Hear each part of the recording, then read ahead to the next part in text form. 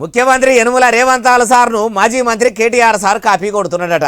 అగో రేవంతాల సార్ పేరింటేనే పెయ్యన్ని ముందు కూర్చున్నట్టు సీదరించుకొని మాట్లాడే కేసీఆర్ సార్ పుత్రరత్నము రేవంతాల సార్ను ఫాలో అవుడు ఏంది, ఏ విషయంలో కాపీ కొడుతున్నాడే బాలన్న అంటే అన్ని ముచ్చట్లు కేటీఆర్ సార్ మాటలనే నుండ్రి. అయ్యా కేటీఆర్ సార్ ఇక చెప్పుండ్రి. నిన్నగాక మొన్న నేను కోపం వచ్చి ఈ రేవంత్ రెడ్డి అసెంబ్లీలో బూతులు మాట్లాడితే నేను కూడా కోపం వచ్చి రాహుల్ గాంధీని ఒక మాట అన్నా.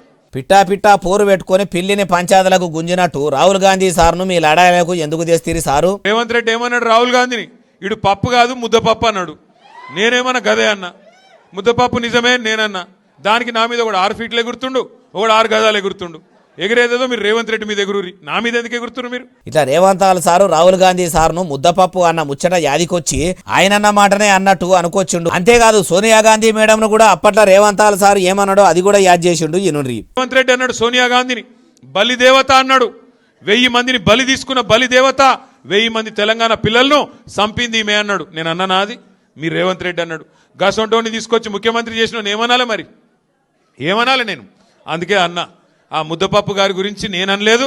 ఇది ముచ్చట. అయ్యా కేటీఆర్ సారు తిట్టిన రేవంతాల సార్ను రాహుల్ గాంధీ సారు సోనియా గాంధీ మేడం దగ్గరికి తీసి సీఎంగిరి కట్టబెట్టిండ్రని చెప్తుర్రు. మీ నాయన కేసీఆర్ సారు అధికారంలోకి రాగానే చేసింది కూడా యాది మరిచిర్రా? తిట్టరాని తిట్లు తిట్టినోళ్లను కూడా, తెలంగాణ ద్రోహులను కూడా మీ గులాబీ గుడిసెలకు గుంజుకోలేదా? అట్లా కూడా మీ నాయన కేసీఆర్ సార్ను రేవంతాల సార్ కూడా మీ లెక్కనే ఫాలో అయ్యిండేమో. అయినా మీరు ఒక్కరు ఎత్తేసుకొని ఎత్తి పొడుచుకొని తెలంగాణ ప్రజలకు ఏం సందేశం ఇద్దామనుకుంటుర్రు? మీ కౌంటర్లు ఎన్కౌంటర్లతోనే ప్రజలకేమైనా ఫాయిదా ఉన్నదా అంటూ ఈ ముచ్చటిన్నోళ్ళు.